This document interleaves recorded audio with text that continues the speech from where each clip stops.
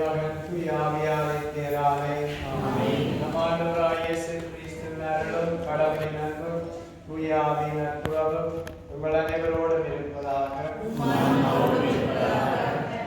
கிறிஸ்துவிலே பிரியமான சகோதர சகோதரிகளே, மாதத்தின் முதலாவது சனிக்கிழமை பக்தியினூடாக இந்த திருப்பலியிலே நாங்கள் பங்கு பெற்றுவதற்காக கூடியிருக்கின்றோம். இன்றைய இந்த திருப்பலியை பின்வரும் கருத்துக்களுக்காக கொடுக்க நாங்கள் அழைக்கப்பட்டிருக்கின்றோம். குறிப்பாக as a Thanksgiving Mass for Marshals for Suicide Life, Joshua Xavier, Sugi Paul, Dennis Stanley, Shahan Anand, and special intention Judge Shini, Jessica, Rukshika, Emil Kirubaga, and for the departed souls, Josephine Suicide Life,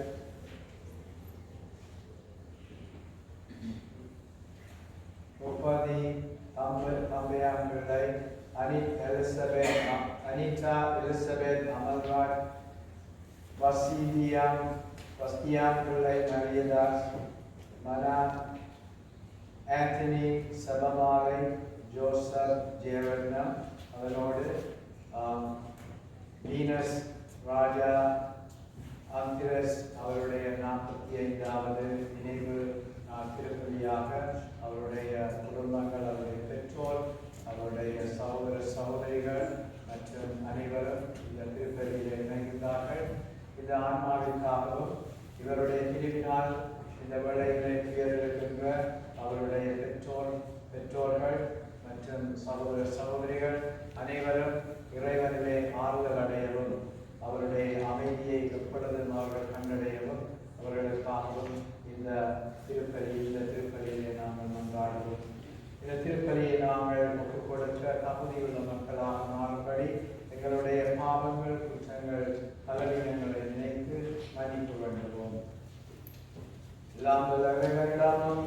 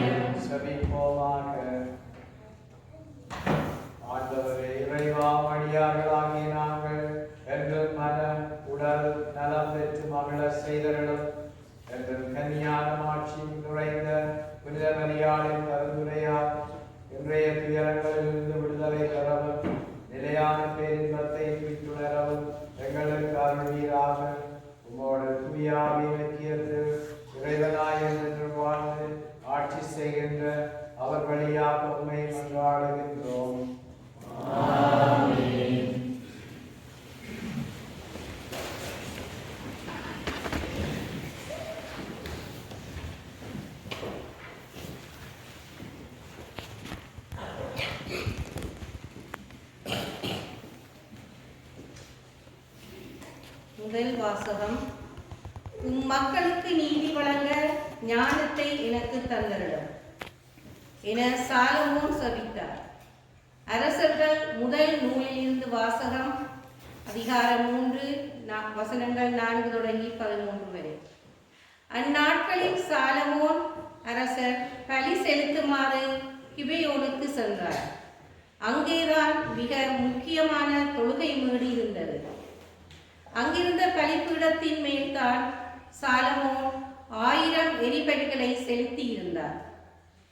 அன்றிரவு கிபெயோனில் ஆண்டவர் சாலமோனுக்கு கனவில் தோன்றினார். உனக்கு என்ன வர வேண்டும் கேள் என்று கடவுள் கேட்டார். அதற்கு சாலமோன், அடியாராகிய என் தந்தை தாவீது உமது பார்வையில் உண்மையுடனும் நீதியுடனும் நேரிய உள்ளத்துடனும் நடந்து கொண்டார். அதனால் நீர் அவருக்கு பேரன்பு காட்டினீர். அந்த பேரன்பை அவருக்கு என்றும் காட்டி வந்து இன்று அவரது அரியணையில் வீற்றிருக்கும் மகனை அவருக்கு தந்தீர். என் கடவுளாகிய ஆண்டவரே, நீர் அடியேனை என் தந்தை தாவீதுக்கு பதிலாக அரசனாக்கியுள்ளேன். நான் செய்வதறியாத சிறு பிள்ளை. இதோ உமக்கென நீ தெரிந்து கொண்ட திரளான மக்களிடையே அடியேன் இருக்கிறேன். அவர்கள் எண்ணி கணக்கிட முடியாத மாபெரும் தொகையினர். எனவே மக்களுக்கு நீதி வழங்கவும் நன்மை தீமை பைத்தறிவு தேவையான ஞானம் நிறைந்த உள்ளத்தை அடியேனுக்கு தந்தருளும். இல்லாவிடில் உமக்குரிய இம்மாபெரும் மக்கள் இனத்திற்கு நீதி வழங்க யாரால் முடியும் என்று கேட்டார். சாலமோன் இவ்வாறு கேட்டது ஆண்டவருக்கு உகந்ததாயிருந்தது. கடவுள் அவரிடம், நீடிய ஆயுளையோ செல்வத்தையோ நீ கேட்கவில்லை, உன் எதிரிகளின் சாவையும் நீ விரும்பவில்லை. மாறாக நீதி வழங்க தேவையான ஞானத்தை மட்டுமே கேட்டிருக்கிறார். இதோ நான் இப்பொழுது நீ கேட்டபடியே செய்கிறேன். உனக்கு நிகராக உனக்கு முன்பே எவரும் இருந்ததில்லை, உனக்கு பின்னே இருக்க போவதும் இல்லை. அந்த அளவுக்கு ஞானமும் பகுத்தறிவு நிறைந்த உள்ளத்தை உனக்கு வழங்குகிறேன். இன்னும் நீ கேளாத செல்வத்தையும் புகழையும் உனக்கு தருவேன். ஆகையால் உன் வாழ்நாள் முழுவதும் உனக்கு இணையான அரசன் எவனும் இரார். இது ஆண்டவர் வழங்கும் அருள்வாக்கு.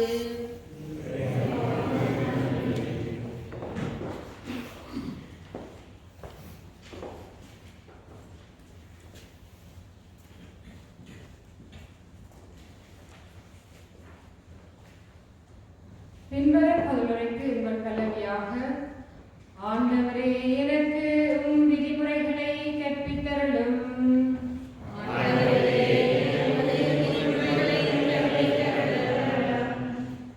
ஆண்டவரே எனக்கு உம் விதிமுறைகளை கற்பித்தருளும். இளைஞர் தம் நடத்தை மாசற்றதாய் காத்துக் கொள்வது எவ்வாறு? உம் வாக்கை கடைபிடிப்பதால் அன்றோ? முழு மனதோடு நான் உம்மை தேடுகின்றேன். உம் கட்டளைகளை விட்டு என்னை விலக விடாதேயும்.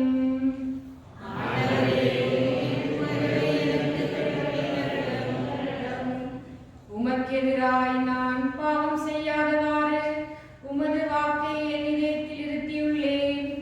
ஆண்டவரே, நீர் போற்றுதற்கு உரியவர். எனக்கு உம் விதிமுறைகளை கற்பித்தருளும்.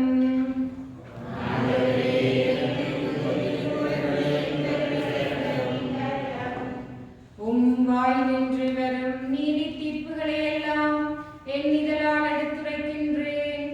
பெருஞ்செல்வத்தில் மகிழ்ச்சி அடைவது போல் நானும் ஒழுங்குமுறைகளின்படி நடப்பதில் மகிழ்ச்சி உறுகின்றேன்.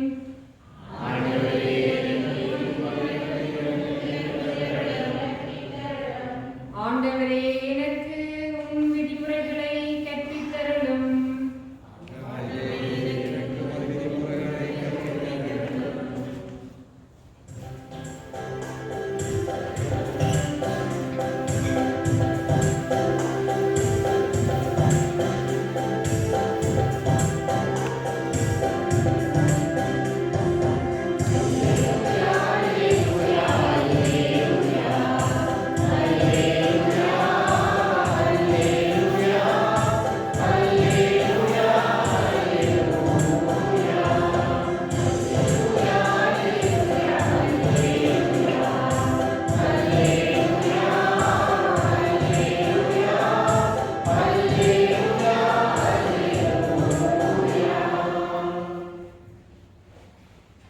என் ஆடுகள் எனது குரலுக்கு செவி சாய்க்கின்றன, எனக்கும் அவற்றை தெரியும், அவையும் என்னை பின்தொடர்கின்றன என்கிறார் ஆண்டவர்.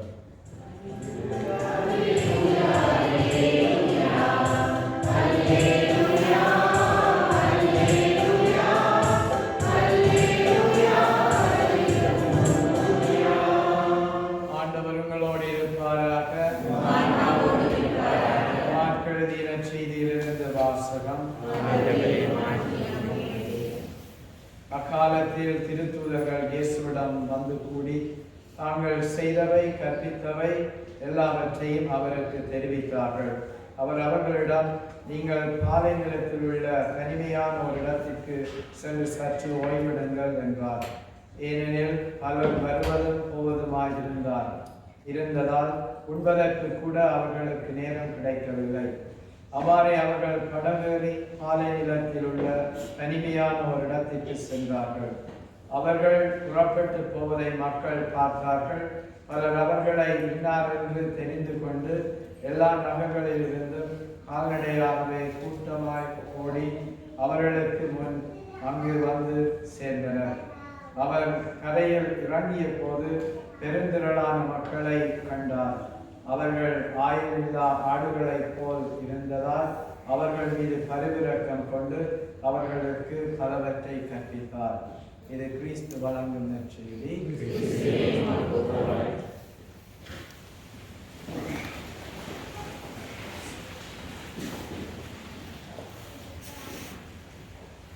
இந்த மணி நேரத்திலே ஆண்டவர் எங்களுக்கு தோன்றி எங்களிடம், உங்களுக்கு என்ன வேண்டும், உங்களுக்கு என்ன விருப்பம், என்னத்தையும் கேட்கலாம் என்று கேட்டு நீங்க என்னத்தை கேட்பீங்க?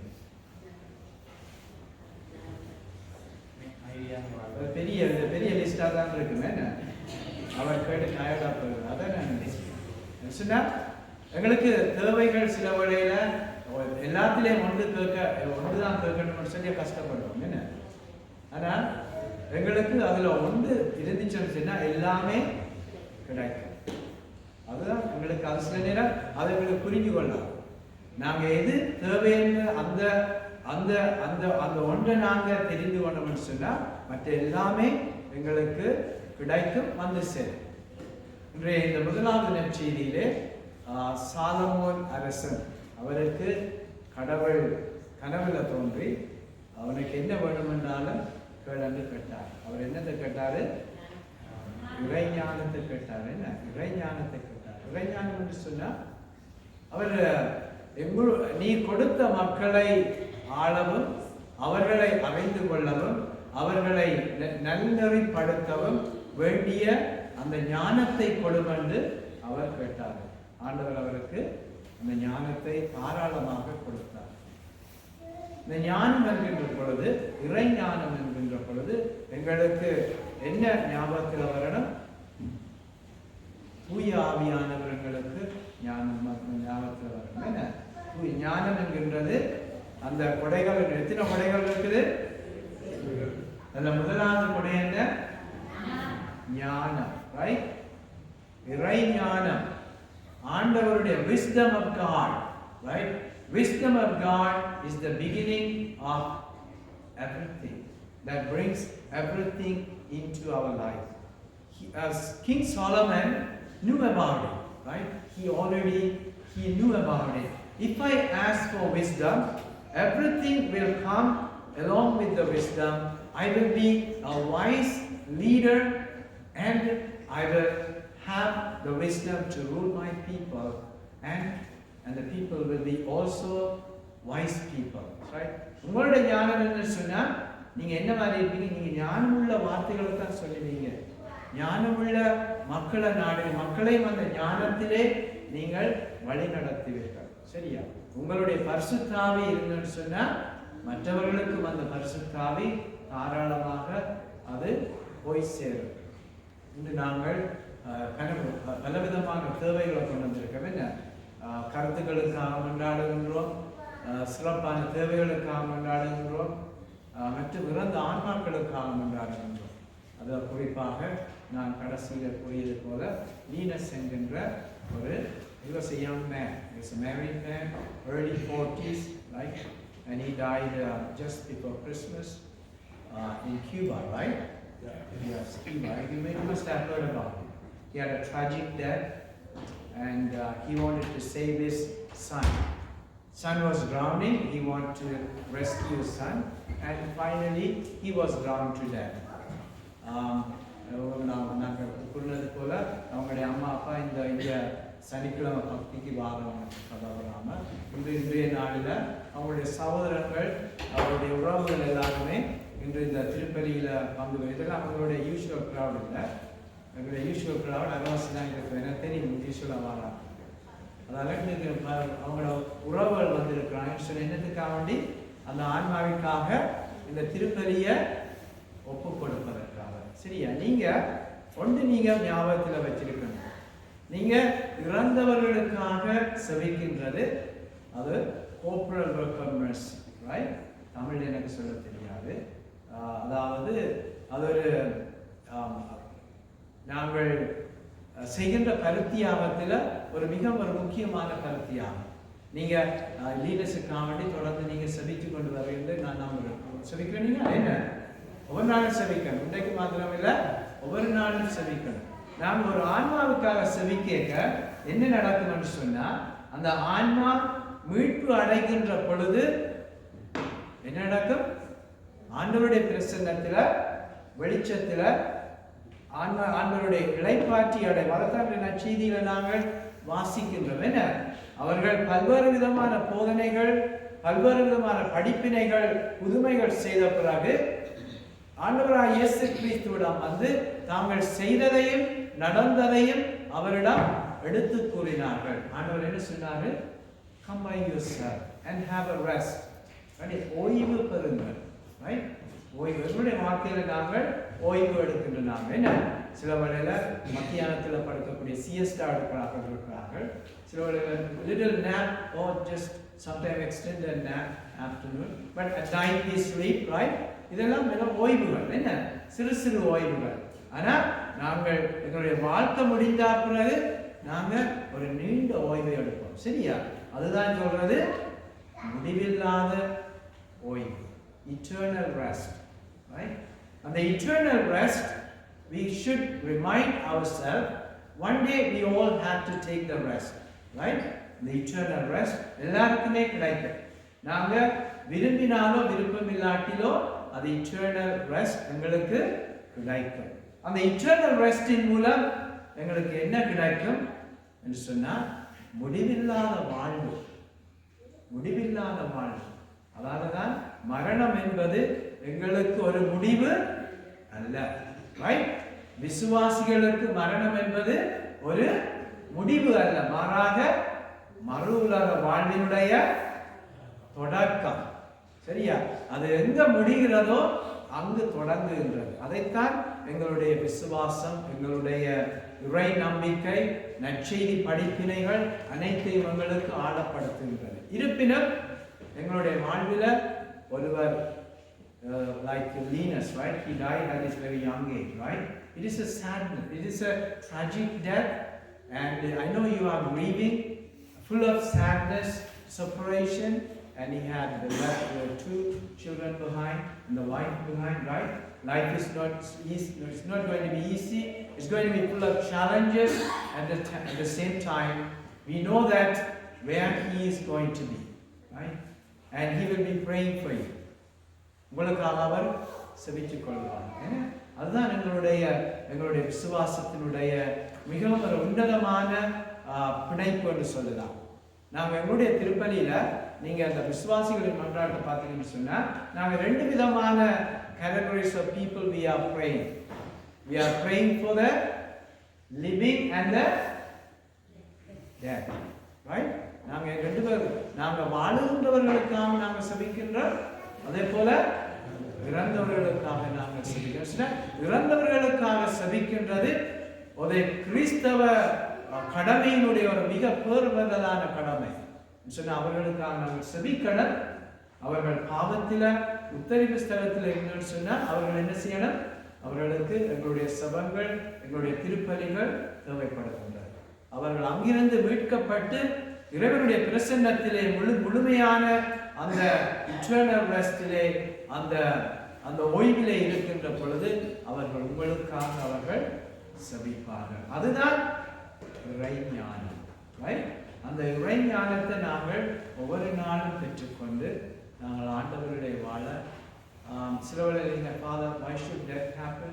ஏன் மரணம் ஏற்படுகின்றது சொன்னால் எனக்கு ஒன்றுமே சொல்ல முடியாது. என்னுடைய பிள்ளை 46 எத்தனை வயது? 42, 46, right? So at the early second, I have no answer, right? So only God knows, but we hold on to our faith. எங்களுடைய நம்பிக்கையை நாங்க பற்றி பிடிக்கணும். முடிவில்லாத வாழ்க்கையை பற்றி பிடிக்கணும். என்ன சொன்னா அதைத்தான் நாங்க தியானிக்கிறோம். ஒளியின் மக்கள் ஒளியிலே வாழ்வார்கள், ஒளியை நோக்கி பயணிப்பார்கள். அதான் நாங்க அந்த சொல், ஆண்டவரே முடிவில்லாத ஒளி அவர்கள் மீது பிரகாசிக்கட்டும். சரியா? சமாதானத்தில் அவர்கள் இளைப்பாறக்கடவார்களாக, அவர்களுடைய ஆன்மா ஈடேற்றம் அடைவதாக. எனவே அந்த துணிவோடும் அந்த நம்பிக்கையோடும் இந்த திருப்பலியின் மூலம் இந்த ஆன்மாவிற்காகவும் அனைத்து ஆன்மாக்களுக்காகவும் உங்களுடைய செபங்களுக்காகவும் தொடர்ந்து நாங்கள் செபிப்போம். ஒளியின் மக்களாக, ஞானத்தின் மக்களாக அந்த கொடையை நாங்கள் பெற்றுக்கொள்ள தொடர்ந்து நாங்கள் பயணிப்போம். ஆண்டவர்களை ஆசீர்வதிப்பார். அதற்காக நாங்கள் எங்களுடைய விசுவாசமும் நம்பிக்கையும் தொடர்ந்து முன்னேற நாங்கள் முயற்சிப்போம். ஆமென்.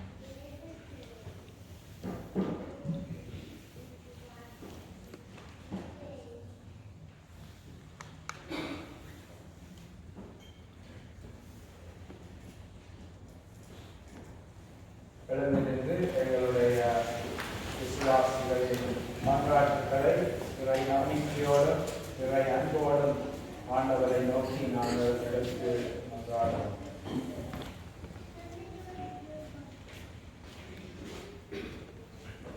அன்பான ஆண்டவரே, இவ்வுலகில் உமது அரசை நிலைநாட்டும் பணியை தொடரும் எமது திருத்தந்தை 14 தீவு ஆயர்கள், அருத்தந்தையர்கள், துறவரத்தார், கன்னியர்கள், பொதுநிலையினர் அனைவரும் ஞானத்துடனும் பகுத்தறிவுடனும் செயலாற்றும் நல்ல உள்ளத்தை அளித்து வழி நடத்த வேண்டும் என்று இறைவா உம்மை மன்றாடுகின்றோம்.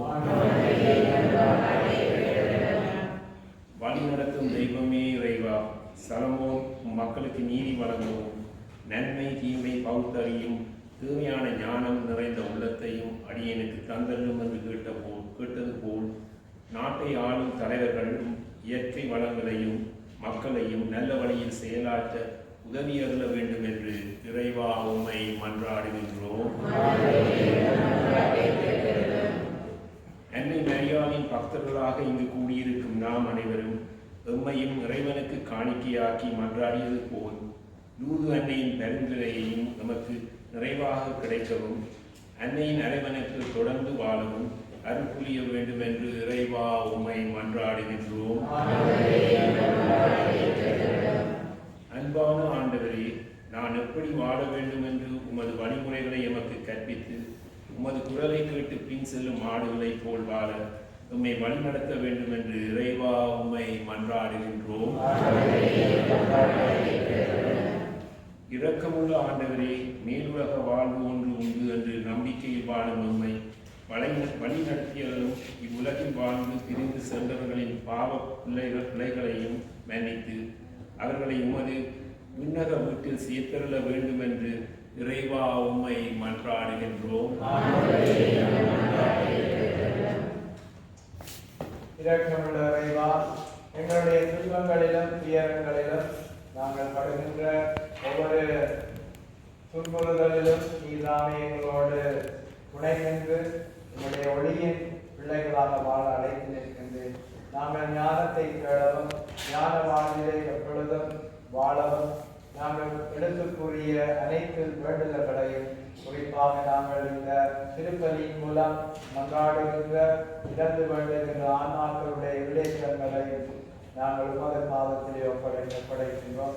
இந்த மன்றாட்டுக்களை கேட்டு எங்களுக்கு வாழ்விலே வளமையான விசுவாசத்தை நிறையன்றையும் மேன்மேலும் அதிகரித்தள்ள வேண்டும் என்று எங்கள் ஆண்டவராகிய கிறிஸ்து வழியாக உம்மை மன்றாடுகின்றோம்.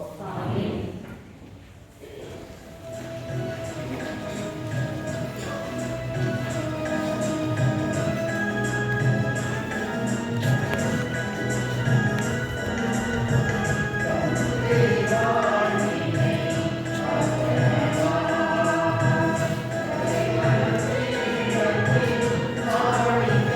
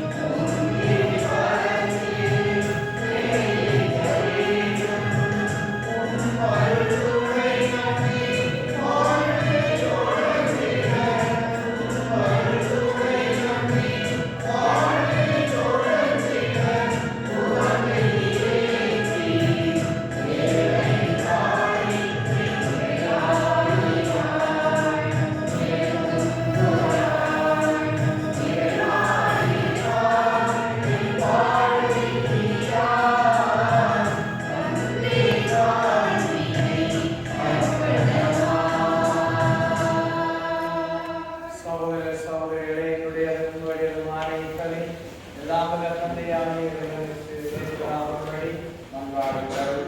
ஆண்டவரை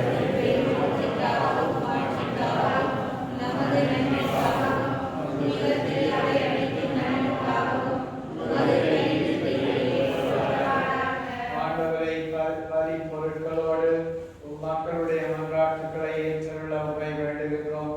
இவ்வாறு உடைய திருமகனின் தாயான புனித மரியாளின் கருத்துரையால் எந்த ஒரு மன்றாட்டும் புறக்கணிக்கப்படாமலும் எந்த ஒரு வேண்டுதலும் வீணாகாமலும் இருக்கிறவாக எங்கள் ஆண்டவராகிய கிறிஸ்து வழியாக உண்மை மன்றாடுகின்றோம். ஆண்டவர்களோடு இருப்பாராக. இதயங்களை மேலே எழுப்புங்கள். ஆண்டவராகிய ஆண்டவருக்கு நன்றி கூறுவோம். ஆண்டவரை தூயவரான தந்தையை என்று பாடும் எல்லாம் இறைவா, நாங்கள் புனிதர் அனைவரிலும் விளங்கும் மேன்மையை கண்டு உம்மை வியப்புக்குரியவர் என அறிக்கையிடுவதும் மிக சிறப்பாக புனித கன்னிமரியாளை நினைவு கூறுகின்று அவருடைய நன்றி கலந்த புகழுரையால் உமது கனிமை ஏற்றி போற்றுவதும் மெய்யாகவே தகுதியும் நீதியுமாகும், எங்கள் கடமையும் வெற்றுக்குரிய செயலுமாகும். ஏனெனில் உலகெங்கும் அதன் இறுதி எல்லை வரை நீர் அரும்பெரும் செயல்கள் பல புரிந்துள்ளீர். சிறப்பாகும் அடியாளின் காணிலையை கண்டுற்று அவர் வழியாக மனித மீட்பின் காரணம் உம் திருமகன் எங்கள் ஆண்டவர் இயேசு கிறிஸ்துவை எங்களுக்கு அளித்ததால் உமது இரக்கப் பெருக்கை எல்லா காலங்களிலும் நீடிக்க செய்து வருகின்றீர். அவர் வழியாக உமது மாண்பை வானத்துகளின் கனிகள் வழிபடுகின்றன. உமது திருமணம் எக்காலத்திலும் வாழ்கின்றன. அவர்களோடு எங்கள் குரல்களை சேர்த்துக் கொள்ளுமாறு நாங்கள் உண்மை தாழ்மையுடன் இறங்கி புகழ்ந்து அக்களித்து சொல்லுவதாவது: தூயவர்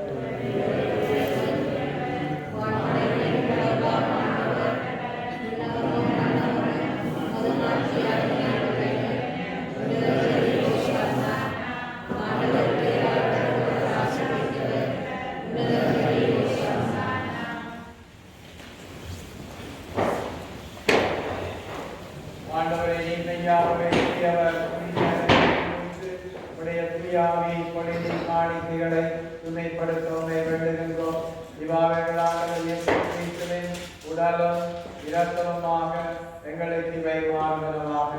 அவர் பாடுபட உலகணிந்து தம்மை கையளித்த போது அப்பத்தை எடுத்து நன்றி செலுத்தி அதை விட்டு தம் சீடர்களுக்கு அளித்து அவர் கூறியதாவது: அனைவரும் இதிலிருந்து பெற்று உண்ணுங்கள், ஏனெனில் உங்களுக்காக கையளிக்கப்படும் என் உடல்.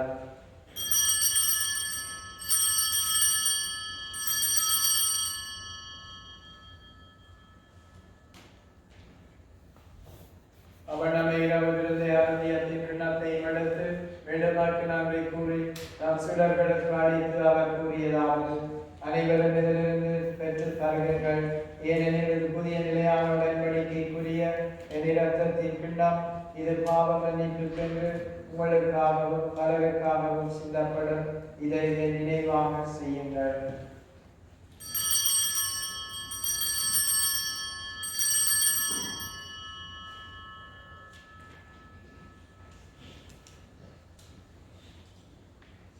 நம்பிக்கையின் மறைபொருள்.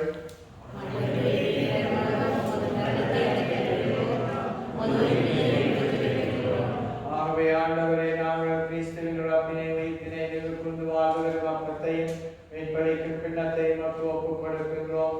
திருமண ஊழியம் புதிய தாங்களுடன் எங்களை ஏற்றுக்கொண்டீர். எனவே மக்கள் நன்றி செலுத்துகின்றோம். மேலும் கிறிஸ்துவின் இரத்தத்திலும் பங்கு கொள்ளுங்களை தூயாவை வந்து சேர்க்க வேண்டும் என உம்மை தாழ்மையுடன் மன்றாடுகின்றோம். ஆண்டவரை உலகம் தரவிருக்கும் அந்த திரு அவை நினைவு கொண்டருளும். எங்கள் திருத்தந்தை 14ஆம் லியோ, எங்கள் ஆயர் பிரான்சிஸ், எல்லா திருநிலைகள் ஆகிய அனைவரோடும் அது திரு அவை அன்பு செய்தருளும். மேலும் உயிர்த்தலும் எதிர்நோக்குடன் உயிர்களும் எங்கள் சகோதர சகோதரிகளையும், குறிப்பாக இந்த திருப்பலியிலே நினைவு கூறப்படுகின்ற அனைத்து ஆன்மாக்களையும் இறந்தோர் அனைவரையும் இரக்கத்துடன் நினைவு கூர்ந்து திரும்பகோடியின் ஏற்றலும் எங்கள் அனைவர் மீது இரக்கமாயும். கடவுளின் கன்னி தாயான புனித மரியாள், அவருடைய கணவரான புனித ஜோசப், புனித திருத்தூதர்கள், இவ்வுலகில் நோக்கு வந்தவராயிருந்தோர் புனிதர்கள் அனைவருடனும் நாங்கள் நிலை வாழ்வில் பங்கு கொள்ளும் தகுதி பெற்று திருமகன் இயேசு கிறிஸ்து வழியாக உம்மை புகழ்ந்து வரமருள உம்மை மன்றாடுகின்றோம்.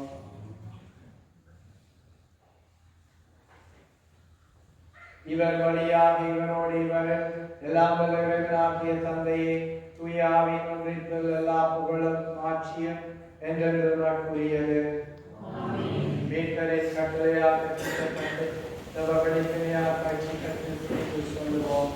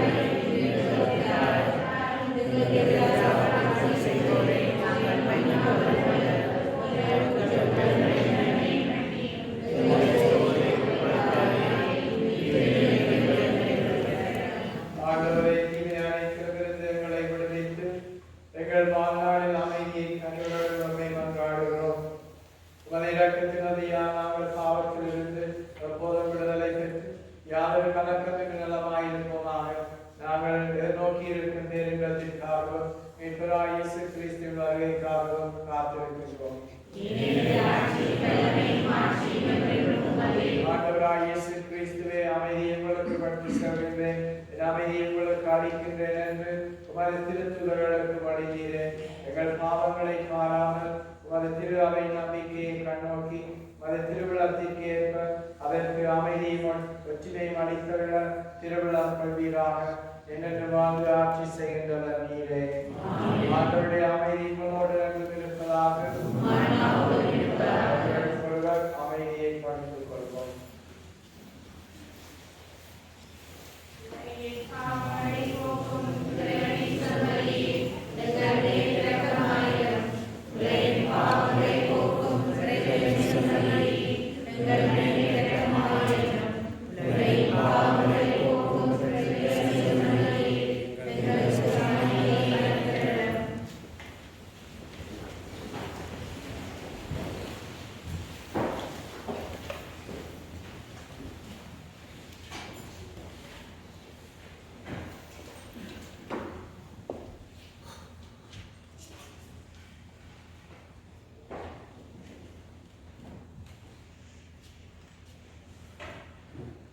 இதோடைகளின் சமரிதோலகின் பாவங்களை போக்குகிறவர் சமரின் திருவிருந்து அழைத்து பெற்றோர் பெரு பெற்றோர்.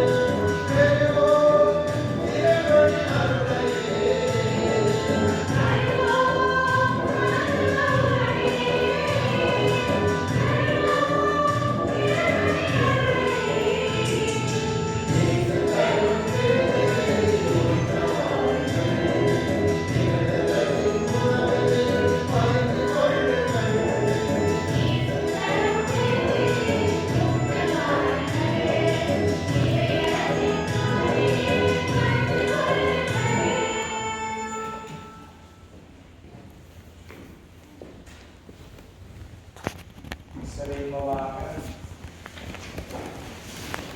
ஆண்டவரே, உங்களுடைய இருக்கிற நாங்கள் உம்மை உமது கனிவை வேண்டுகின்றோம்.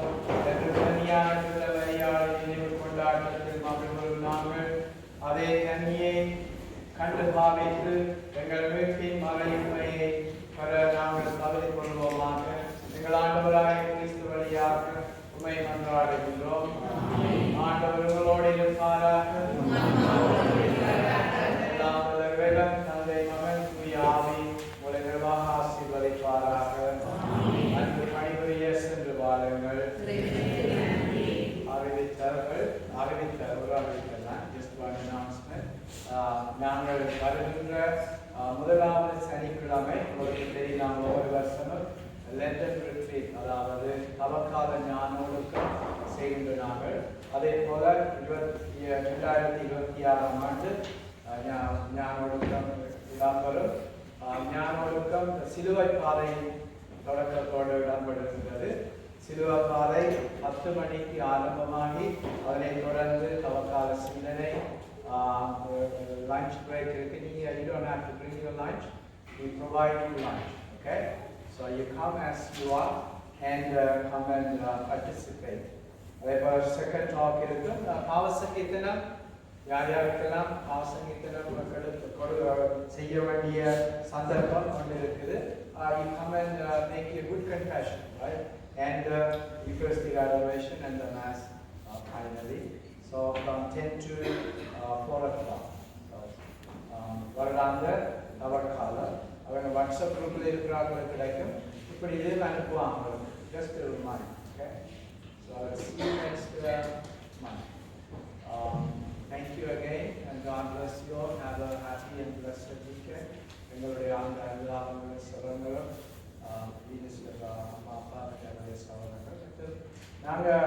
one of the things we have to remind ourselves, when we are praying for a family, we are praying for the whole entire family, because prayer supports one another. That's why we have to get connected to the church, right? Because the big community, not one family, the whole family is praying for one another. That is the ministry of God bless you all. Have a blessed day.